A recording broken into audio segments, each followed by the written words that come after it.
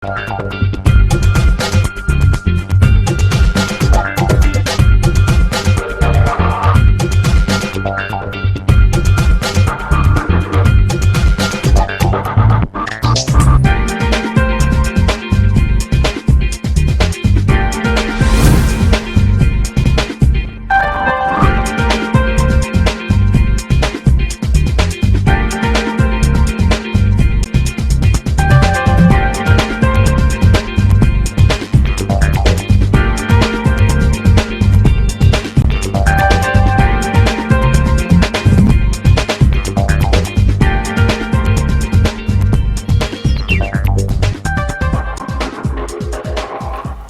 just 1 week to go, primary and secondary schools will open their doors for the 2024-25 academic year. How prepared are the stakeholders ahead of the school year? These, amongst others, will constitute our package for this edition of the program. Retrospective, I'm KEDJANG Henri Atimbe. You are welcome to join us.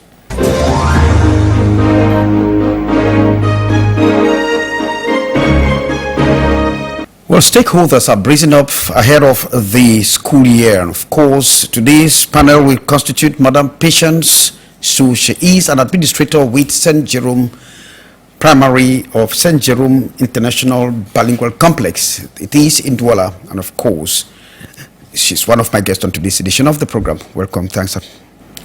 Good morning, Henri. Thank you for your invitation. Thank you for this great opportunity that you're giving St. Jerome to be prospected and exposed to the world through your program. I just want to use this opportunity to thank all the parents out there who are waiting themselves under this rainy season to prepare their children, as September 9 is just around the corner.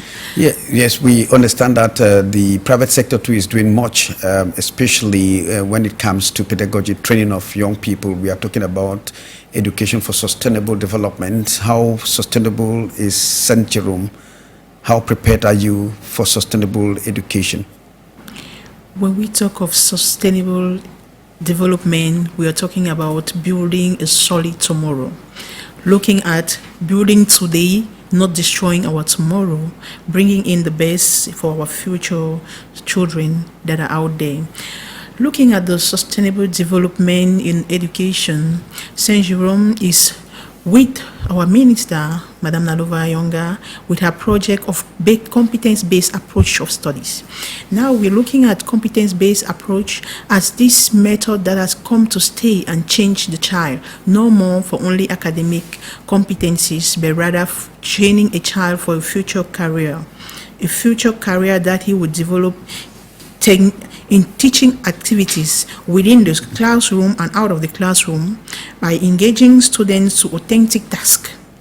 This is what we used, while creativity is the generation of the novel. The creativity here is what we use to impact these children for a durable change and a constant improvement in their educational life. Yes, I understand very well that the stakeholders, you are equally involved, the private sector very much involved. Recently, they have been having meetings, pedagogic instructions on how to go about it. What are the ingredients that we expect as an innovation for this academic year? When we talk of innovation, we need skills to identify permanent gaps where innovative solutions are needed. In generating creative ideas and in transforming these creative ideas into realistic, practical, and marketable solutions, we need to put in place students' training not only based on academic knowledge, but rather on practical teaching.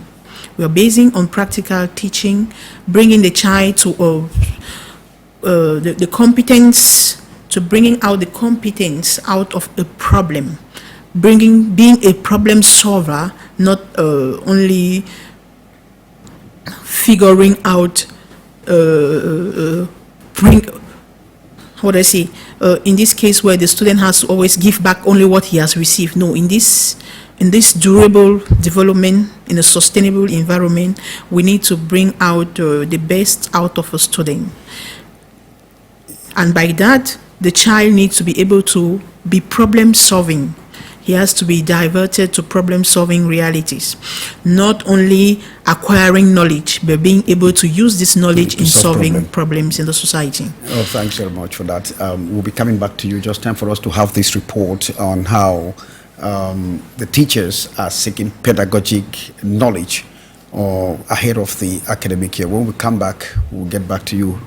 And of course, Hyacin Chair presents that picture. He who stops learning should equally stop teaching. Ahead of the reopening of the new academic year, the teachers in this school complex at the Mana neighborhood in Yaoundé are upgrading their knowledge through a pedagogic seminar to get themselves armed for the challenge. To recycle our teachers because we want them to be up to date. We attempt to achieve the efficiency of the staff because the success depends mainly on the teachers. A relieved exercise for the pedagogues, especially as they battle with the competence-based approach-centered curriculum. With this seminar, it also helps us much as far as the curriculum is concerned. We know today we are living in a new world where we have to exploit those competencies in children. And in order to do that, you need to follow the new curriculum because it's talking about the competence approach. The training on August 29 focuses on key elements highly expected to prevail during the teaching-learning process. Today, we don't have a child that is dull according to the new curriculum. A child has a certain competence in him or her that you as a teacher, you need to find it out and drill that child towards that direction. So this seminar is very important for us. And we want to help them how to formulate problem situation, integrated learning team. And aside the pedagogic touch, the teaching and administrative staff continue to prepare the other facets of their schools ahead of the September 9 kickoff, as parents keep rushing in to book places for their children.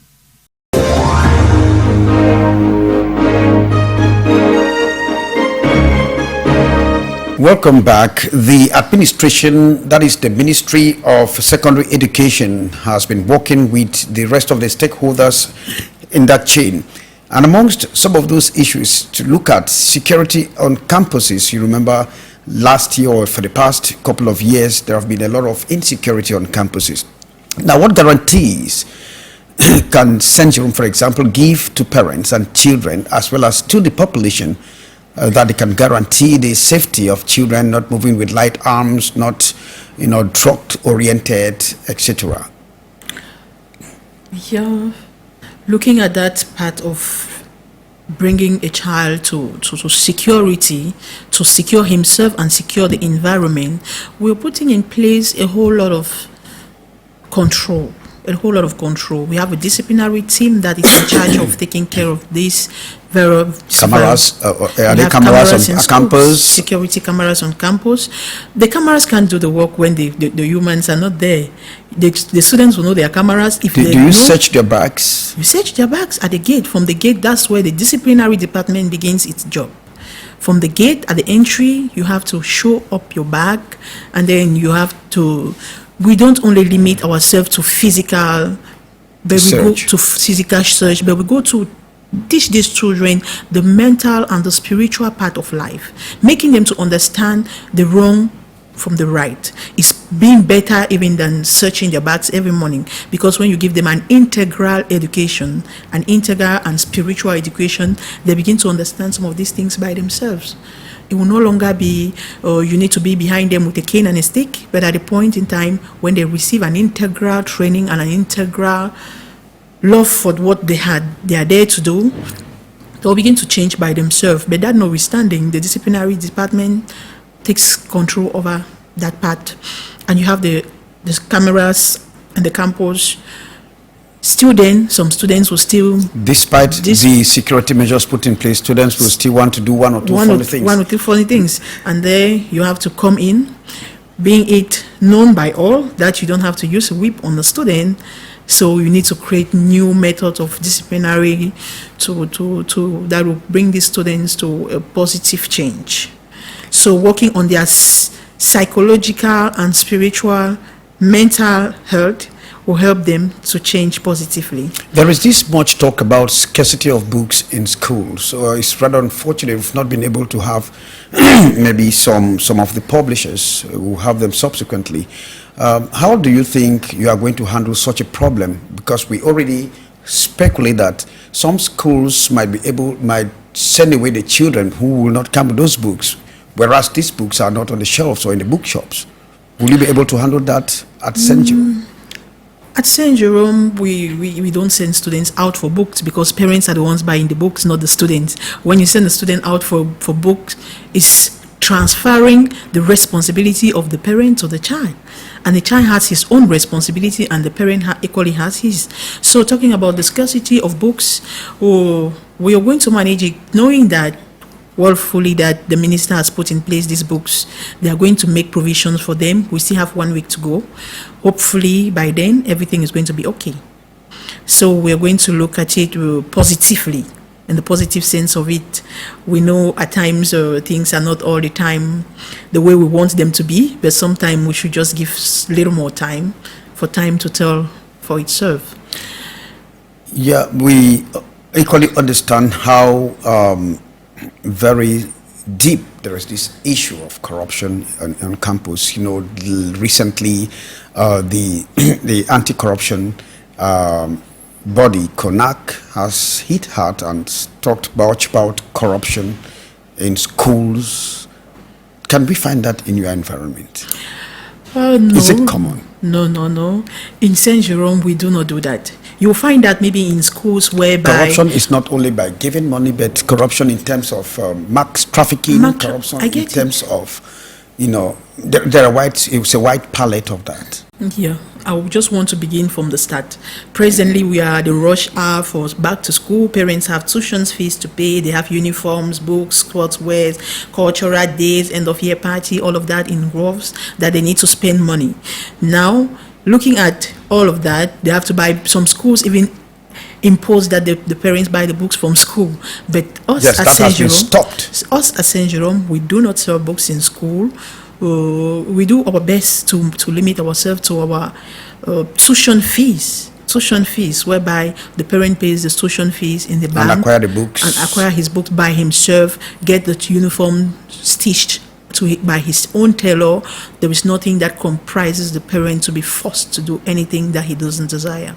At this level, the parent feels secured, and doing that, we have all the infrastructure we need to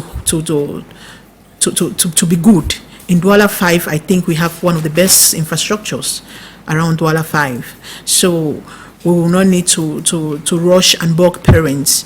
Being it that from the closing date in June, we already gave our prospectus to our parents to go home and start thinking about the next academic year.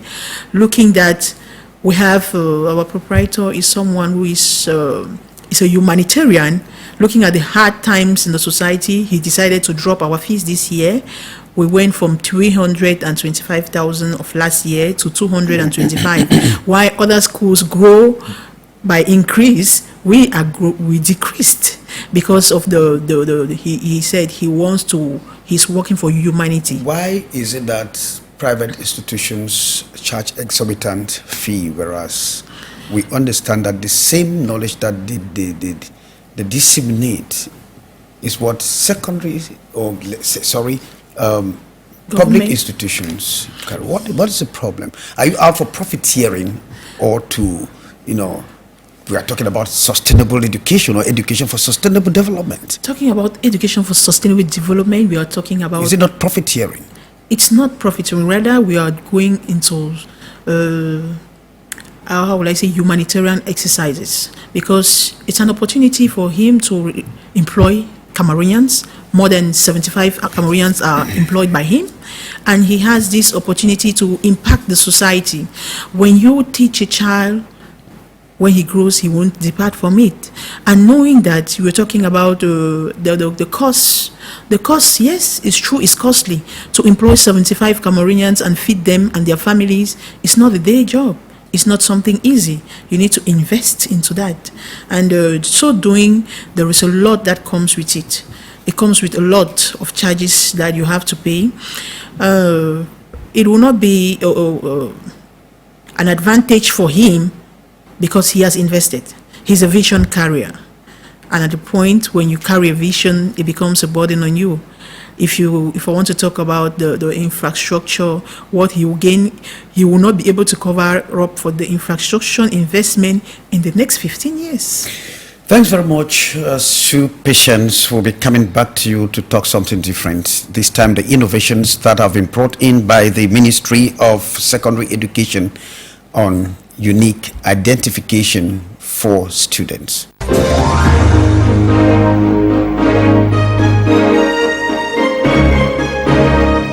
Welcome back. The Ministry of Secondary Education has come up with what is known as an innovation which is going to take effect from September 9, 2024. This innovation is the unique identifier for students, and according to education officials, it will allow for students to follow up throughout their academic journey. Now, students' identification can be linked to the Civil Status Registry and official digital identification system. Now, are you ready for that innovation? Can we say that, well, the students of St. Jerome can be traced from Form 1 right up to Form 7? Yeah, they say change is the only constant thing in life. So looking at change it could only be positive. It may not be immediate, but it's going to take us some time to enroll to that.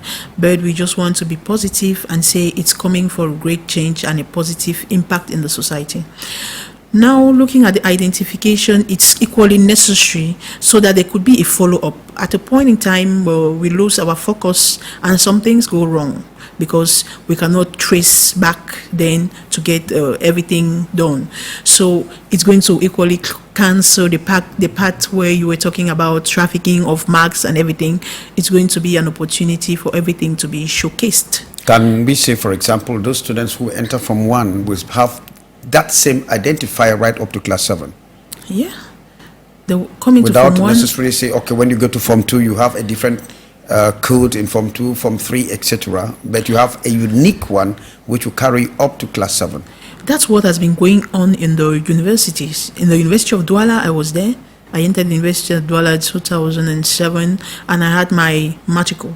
It's the same matricle. If I go there today, I will just give my matricle and they'll tap it, and all my information from the first level to the master's level is going to be appearing there. So for me, this identification is just so welcome, and it's going to be a starting point for let's say, it's safe for students. And 93% of the countries across the globe are already experiencing this system of school identification. And of course, the GERM report for 2023 actually shows that 54 countries, as few as 22% of the countries in sub-Saharan Africa, have still not put in place the unique student identification mechanism. But of course, 53% are almost on course of doing that, amongst which Cameroon. And that is a novel innovation that we're expecting. So what do you bring to the table this year around that will be different, what you have never brought before we back out? We are going to motivate the power of the learner into addressing the conservation of the development and challenge in their communities. That means the students should be able to do something for his society, for his environment. A student should be able to see that by throwing a piece of paper on the roadside, you're destroying the biodiversity of your country, and be able to withstand from that. That is a big challenge with now talking about environmental studies. Yes. How very deep are you in that? We are getting into it because we want to bring out a civil Cameroonian. This Cameroonian that will be self-conscious, not someone that is being chased. We want to build in people who are conscious. Thank you very much, Madam Sue Patience, for coming. I must say that you are an administrator with the St. Jerome Bilingual Academic Complex in Douala. Precisely, where is that? Douala 5 Lendi. Douala 5 Lendi. But we hear that the roads are very bad there, and that might impede it might affect school resumption. Are you considering that? One thing I know is that bad roads are there. They have always been, and it's ameliorated right now. But we cannot be stopped. The roads can't stop us. We are unstoppable. Okay. Saint Jerome is a place to be, ahead, and always ahead. Thank you very much. Let us get to Cynthia Latte to produce this report on the bad state of the roads that might impede back to school 2024-25. Bertrand is frequent in this motorcycle garage. The deteriorating state of the Central Paris road in Douala damages his engine at every ride. I am here 2 to 3 times a day. I use this road as I leave the house in the morning, and when I come back in the evening. My motorcycle chain came out on the way today. Potholes, stagnant rainwater challenges movement, forcing road users not only to meander on tiny paths, but also to create alternative ones, hoping to find their way through. Motorcycle drivers battle here almost all the time. They have created the small path you see over there because they could not ply in these waters. The government needs to do something because this is too poor. There are no roads you can see. The deteriorating state of the road is further hampering businesses here. Commercial activities have recorded reduced earnings. The customers are attracted by what we exhibit here, but there is no way for them to cross over and buy. Formerly, I could sell like 3 beds a month, but presently nobody buys. In the meantime, as the new school year approaches, parents fear the bad roads will have a negative impact on their children who are forced to use this road to school. The road has already degraded. The government needs to do something. We do not know where our children will pass to go to school. Residents in this part of the country are calling for urgent solutions.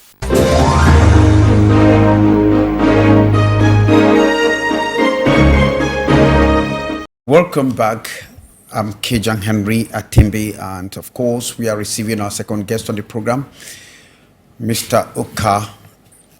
EBWEKOH NTONGWE.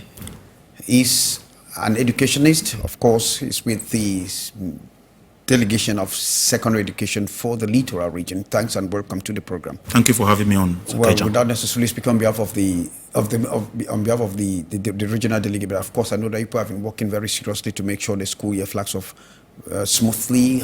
Can you assure the stakeholders, the parents, the teachers, the students, and sundry that you are ready, we are ready, and on that day it's certainly going to be hitch-free? We can't say with certainty that it's going to be hitch-free on that day because we're not God. However, we're doing what is humanly, everything that is humanly possible for the day to be a hitch-free day. And it is not only at the level of the regional delegation, it is a whole education family that is on movement now. When I say educational family from our jargon, we're talking about the parents, the students, the educational institutions, and every other stakeholder around the school. So everybody is, on the move to see how we move ahead, waiting for this day. And I want to say that the Ministry of Secondary Education, more especially, and the minister herself, that was last week, organized a meeting, which involved the crew, or if I call it the cadres of our ministry, to launch the academic year. That was in Yaoundé on the 21st. It was a 3-day activity. So what in effect we are saying is that the academic year has been launched already. We are on, so everything is being put in place, and we are really not sleeping. That is when I say we, I mean the entire Ministry of Secondary Education, not only the Littoral Regional Delegation. Now, what are some of the areas that you've tried to perfect on? I think we are perfecting on our mission as educationists is constant perfection. You know, we're moving. It is a permanent activity, you know, a permanent principle to perfect on our activities or whatever thing we do as far as the training, the education of our children is concerned. So, and you will see, like this year, there are so many innovations and that the press has been hammering on. So there are so many things that we, but a few of them are very, very prominent. Like you're talking about the matriculation, the unique number, matriculation number for students. That's an innovation, which is moving towards perfection. You know, there are so many other innovations that are in the pipeline, and more especially those that have to do with digitalization and the competency-based approach mode of learning or teaching. So those are the things that we're trying to make some perfection. The Cameroonians were scandalized when they had some very pyramidal figures of schools that are not authorized to operate and have been operating and training children.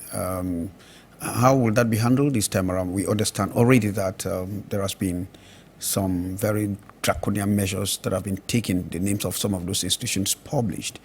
Will it be a duty, without necessarily speaking on behalf of the minister or on behalf of anyone, for the education family to go down on that day and witness the realities? What have you been doing to make sure you sensitize parents so that they should not fall prey to that? The sensitization is on, and that's why the minister publishes a list every year. Because in fact, long before, even before at the end of the academic year, the previous academic year, a list is published. So that is one of the strategies that the ministry, so that parents are informed, the press is informed, and we know that that is the strongest arm, you know, as far as communication is concerned. So the press is informed, and we know that if the press is informed, then the general public is informed equally. So as far as the ministry is concerned, to the best of my knowledge, that is the best ministry can do, you know. But since it is a community affair, it is something that has to do with other sister or brother ministries.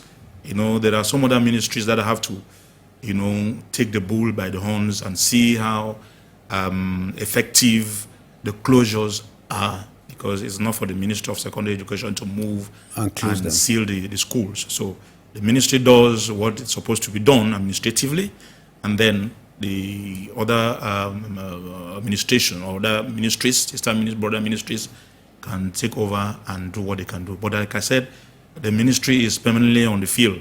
It's permanently on the field. You know, that's one of the ministries, the education as a whole, not only the secondary education ministry. That's one of the ministries that is in every corner of the country. You know, so whether be it the divisional delegation, the the regional delegations, every aspect of the ministry is touched, and we are permanently on the field. Now, you just talked about the innovations that are coming up, and we understand that, well, there is this big one talking about the identification or the identifier for students. Can you elaborate on that a little bit, how that will look like? Yeah, it is on. It is already on. It's not like, it's no longer a project, you know. We're no longer projecting on it. It is on. It is effective, you know. And one of the reasons, because to my mind, is a personal opinion. To my mind, it's a very good initiative that should be welcomed, you know, because it is going to check so many things. And one of those things is the issue of fake report booklets or report cards from children. Going to check the issue of double, triple, quadruple identity of children. This year, a child is called EBWEKOH. The next year is called KEDJANG. Sambe Peter. After that, it's called KEDJANG Henri. So sometimes within the same school year, academic year, a child is called EBWEKOH between January and February. Maybe by February they are dismissed from that school for one reason or another, and then they find themselves in another school with quite a different identity. So the identity, the matriculation that the ministry has taken, what the minister has taken upon herself to introduce, is going to be an identity that the child will not be able to, to falsify, and in fact, it's going to follow them as they move throughout, and it's going track, to be, it's monitor them. It's monitor, exactly. So it's going to be, it's something very laudable, and we just hope that the entire education community collaborates to see this this baby grow to adulthood. But we claim sometimes to have this identification number, but along the line it doesn't work. Do you think we'll be having a sufficient database, or the database will sufficiently contain that? I think we're talking here about the Ministry of Secondary Education only. And the Ministry of Secondary Education is one of those ministries that manages a lot of data. So, and it's a ministry that trains data managers. So there's no doubt that I don't think our fear should not be at that level of managing the data, because it's a Ministry of Secondary Education that trains data managers. So I think our fear should not be at that level. You cannot train data managers and don't have them. You cannot train data managers and don't have the best data managers. The best data managers. Now, Mr. Oka, please get this. 93% of countries across Western Europe and North America have school identification already. 93%. I think this year it increased. Now, in 2023, that was just last year, there's a report, a JOM report, that actually shows that only 54 countries, as few as 22%, that's a good statistics, of sub-Saharan African countries have put in place unique student identification mechanism. Now, further, 53% of sub-Saharan African countries still have plans or are in the process of introducing student identification numbers in the future. Already Cameroon has taken a lead, and so Cameroon can be amongst those very few countries in sub-Saharan African country where that particular innovation is already on course. Now, let us quickly look at how, if this, now that it is already on, what will be the positive? Do you think there can still be an attempt to buck into the system? I think I'm not well placed to, because I'm not a computer specialist. You're not a computer mogul. I'm not a computer, so, and it would be too pretentious for me to start talking about imagining. But like I said, I think we cannot exclude, we cannot say it is going to be 100% perfect. Even though there are police officers around. Good. So we've seen thieves still. Good. We've seen what has happened elsewhere in other countries, and very, very advanced countries like the United States. We've seen what has happened with so many. So I don't think we can brag ourselves to say that it's going to be 100% perfect, or it's going to be flawless. It's a gradual process. A gradual process that needs a constant perfection. Well, okay, I'll be coming back to you. Just time for me to quickly say that, well,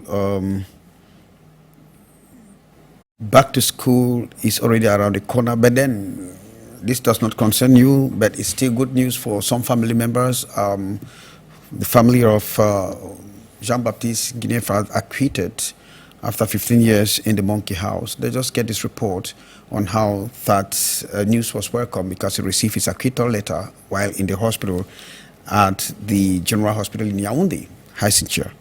General Manager of the Cameroonian Oil Depot Company, SCDP, from 1994 to 2019. 15 years of rich administrative career. Accused of alleged embezzlement of public funds worth 2.2 billion CFA francs, Jean-Baptiste Guinéfa spent 15 years in detention at the Nkondengui Central Prison. Today, August 29, when Catholic Christians are commemorating the martyrdom of John the Baptist, Jean-Baptiste Nginyefa regains his freedom. The letter to that effect was served to him at the Yaoundé General Hospital, where he was receiving medical attention. Dieu merci, nous sommes libres. Ce pays a encore de la justice. Family like defense lawyer in all ecstasy. It is unbelievable, but God is great. Jean-Baptiste Nginyefa is free.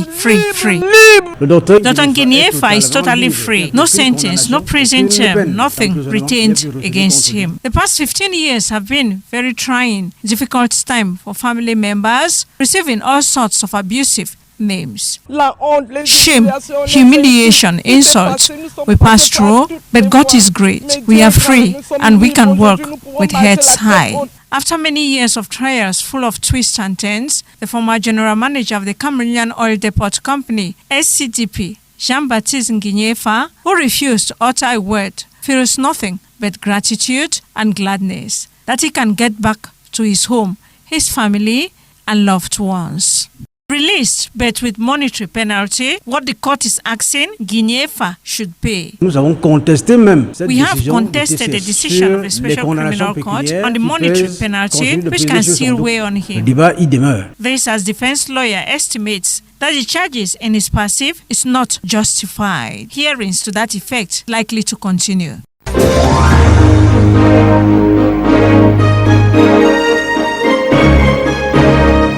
Welcome back. Of the 17 texts, of course, of the approved textbooks on the list of books for this academic year, it has been proven that 17 of those textbooks are not in the bookshops and hard to come by.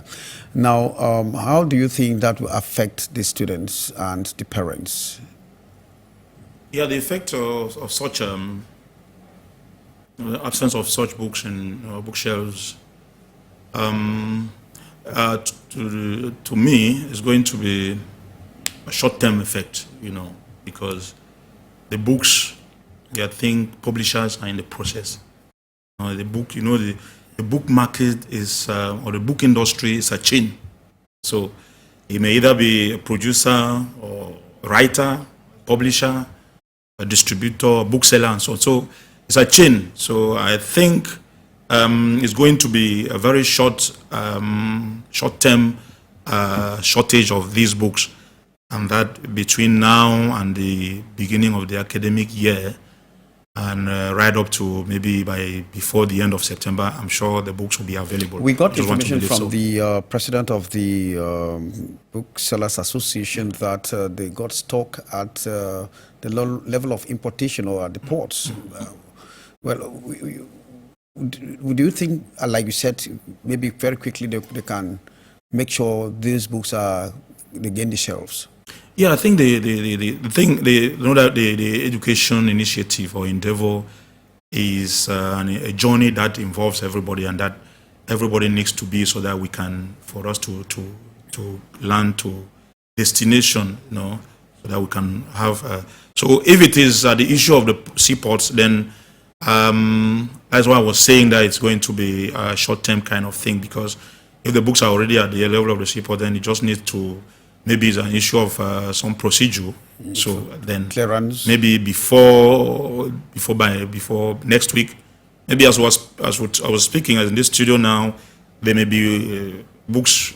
Those books may be available on the shelves already, and if it is that level. So, like I said, the most important thing is that the books are going to be available. Are going to be available, and in no long distant future from now, the books will be there. Maybe let all the education stakeholders just be patient to see that they're going to. And remember, it's not only about textbooks. Education is not only about textbooks. That's what the Minister of Secondary Education has been insisting on. That it is a holistic kind of thing. It's not something people should not limit themselves, because we also have to develop life skills for the children, because that's the most important even. So education is not only about textbooks. And today, we also have the advantage, or we're lucky to be in a world of digitalization, in the internet. So but the physical, the book That is for those who can have access to the internet or who can have access to computers. That's true, but it's an element to be taken care of. It is an element to be considered, you know, in our education today. It is only becoming part and parcel of us. So that, and secondly, we know that education has a cost. So if we are getting involved in that endeavor, we know that we have to pay. We have something to pay, cost to pay. So it's not only for, it should not only be for the well-to-do, it should be for everybody. And I think this is gradually moving in every family a time from now. And I think, like you, if the panelist who was here before me, like she said, talking about their school, where you see a proprietor has moved the school fees from 300,000 to a certain amount to reduction. I mean, that is participation too in the education of young Cameroonians. So, and I think those are the kind of proprietors we need in this country for our school, for our country to be able to teach or to educate their children.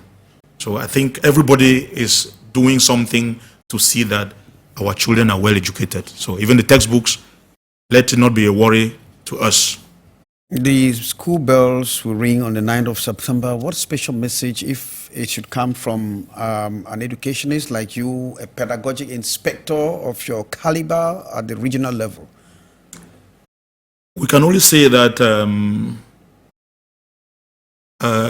every stakeholder should join us in the empowerment of our children, so that the child's success, each child's success should be a testament or testimony of a collective endeavor, the whole society of Cameroon, because the success of a child is going to have a ripple effect on the entire community or communities that we may have.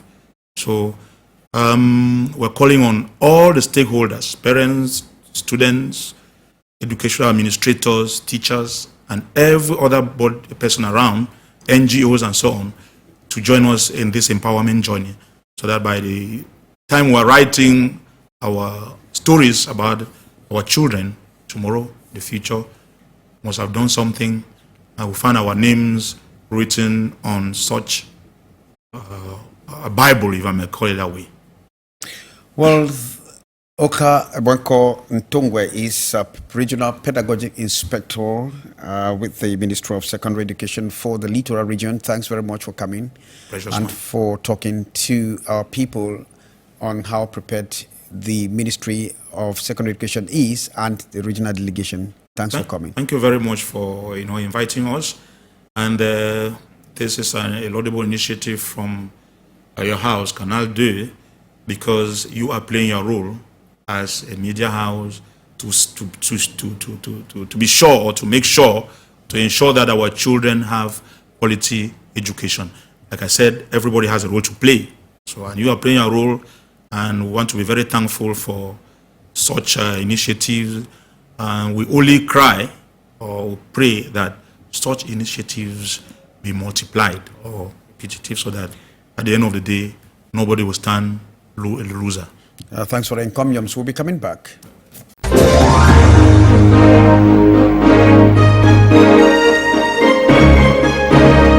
Welcome back. We are continuing with our program. This time we are receiving Reverend Pastor Nda. He is the administrator of Menemo Bilingual College. That is how they like to call it, not high school anyway. It is in Douala, precisely at the east entrance to the city of Douala, if you are entering Douala from Yaoundé. Thanks very much. Welcome, Reverend. It is a pleasure, an immense one. And a pleasure to welcome you again after a very long spell. After a very long time. How is Menemo faring now? Very well, very well, very well. Now, the academia is flacking off. Just to retrospect, how were the results? Exceptionally excellent.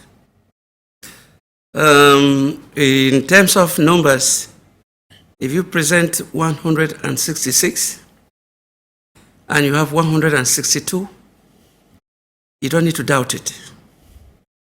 And if it is over 100, we are talking about 97 0.45%. 4 candidates failed. That is for the advanced level. O level. O levels. Yes. A level, we're talking about 95%. That is presenting, forgive me, I don't remember the numbers very precisely, but it's about 136 and getting 128 or something.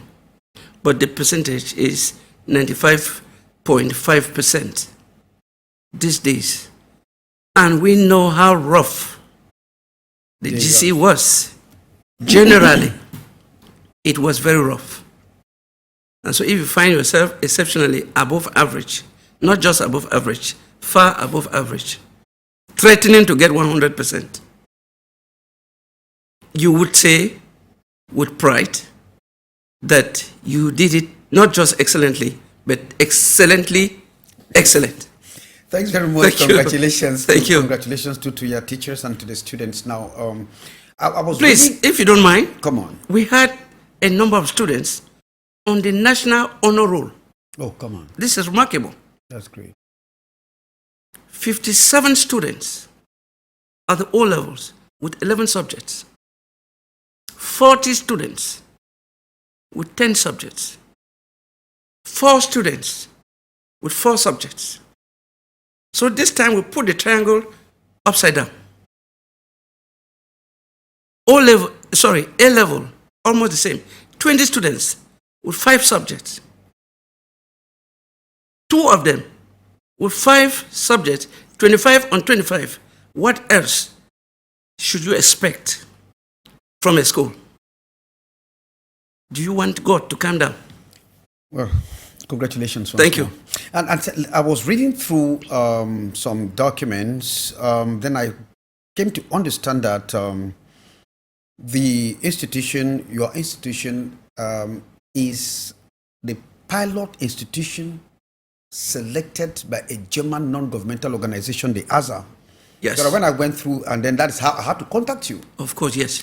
And because I started reading to prepare my program, and the theme is sustainable development, education for sustainable development. Of course, I yes. came to understand that the pilot school in Cameroon on this aspect is Menemo bilingual. How did you come about that?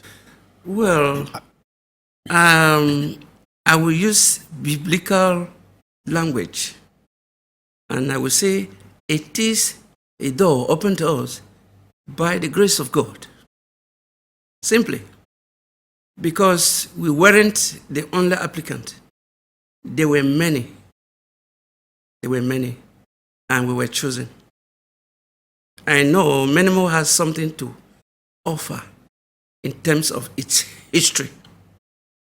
To say that the GC results we are celebrating, we are not celebrating because all of a sudden we found ourselves with excellent results. We are celebrating continuity and consistency. So I think a school that is also on internet will be known worldwide.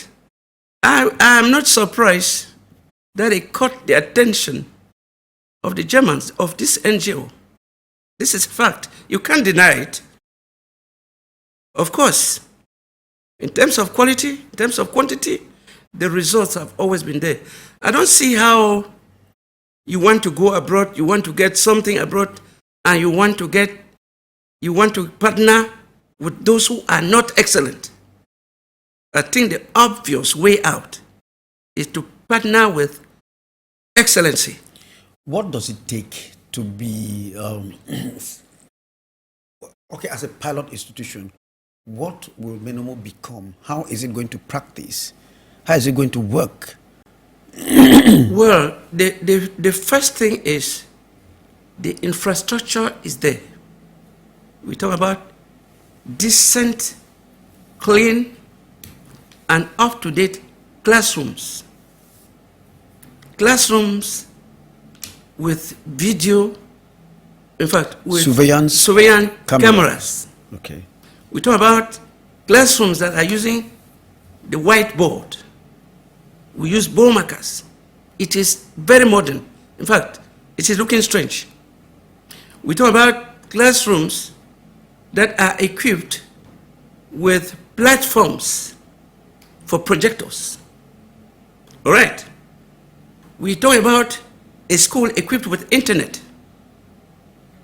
We talk about a school where the environment is conducive. You need to look at the environment. In fact, you are invited to see that MBC is one of the rare species of schools that has vegetation.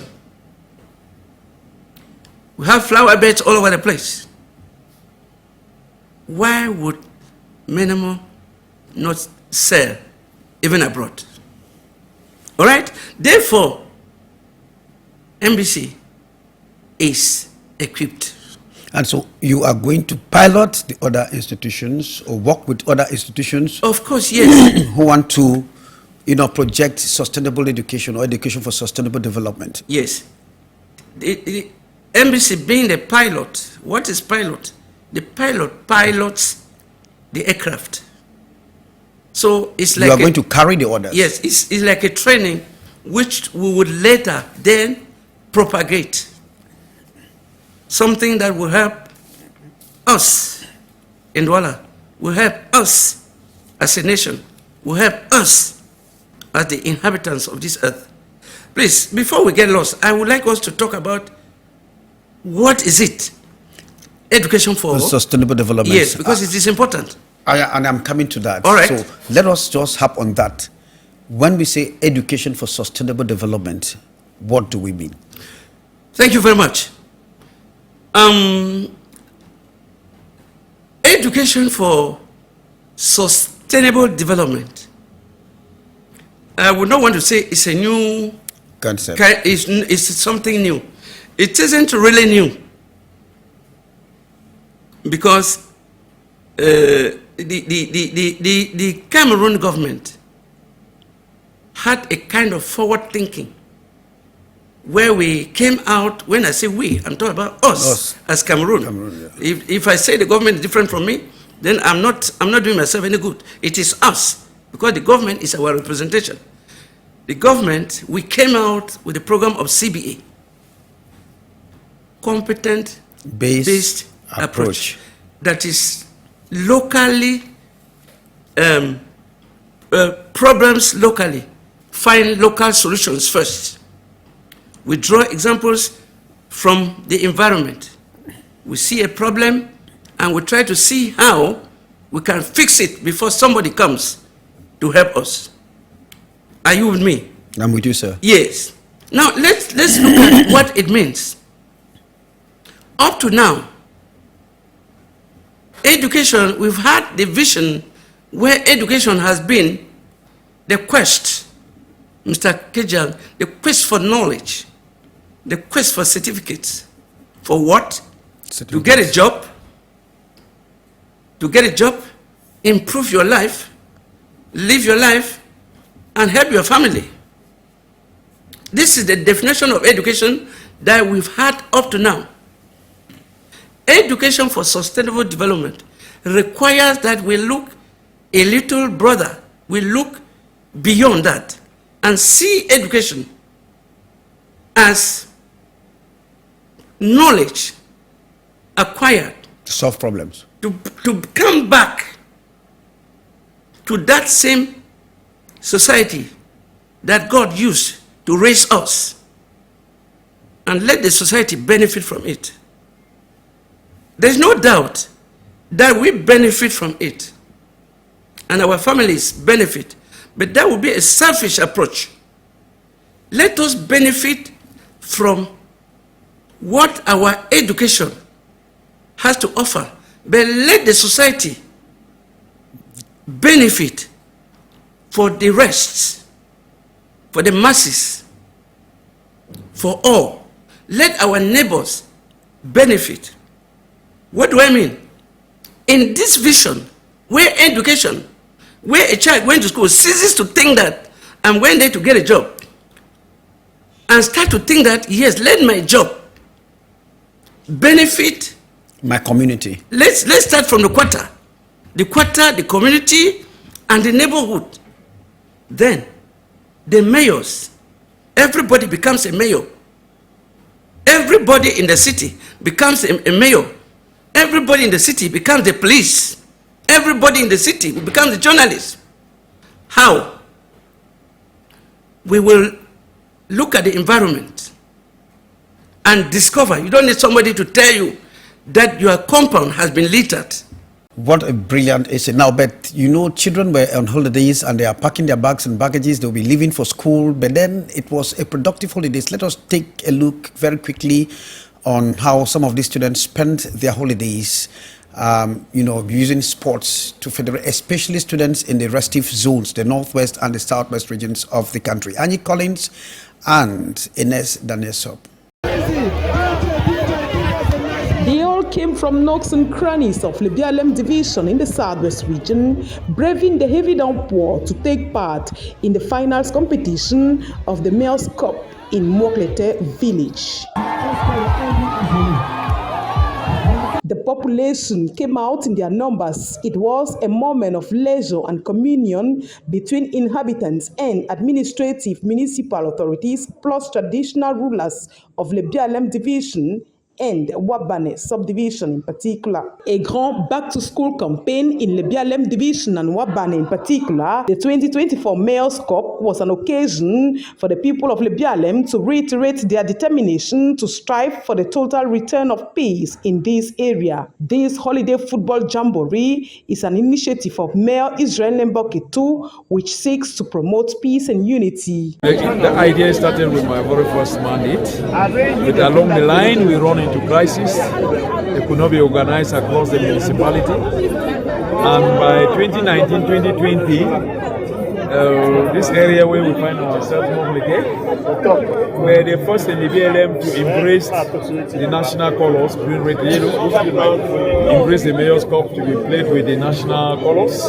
Moment saluted by the population, who expressed gratitude to Minister Paul Tasson for supporting the Mayor's initiative. I speak on behalf of all the people of Lebialem to offer our sincere congratulations and a big thank to the Mayor. The effective return to peace makes no sense if this type of events is not organized. 14 teams took part in this sport jamboree, with Mevo FC emerging winner. The senior divisional officer of Lebialem, Ka Fabian, congratulated the population for their massive participation and expressed thanks to Mayor Israel Nemboke II for not relenting effort in striving for the return of peace in Lebialem division. I want to thank the Lord Mayor of Wabane Municipality this great competition he organized that has occupied our children throughout this holiday. From start to finish was successful. We will just encourage the parents that schools are so starting. The presence of Chief Fortan 4 of Moklete village graced the event.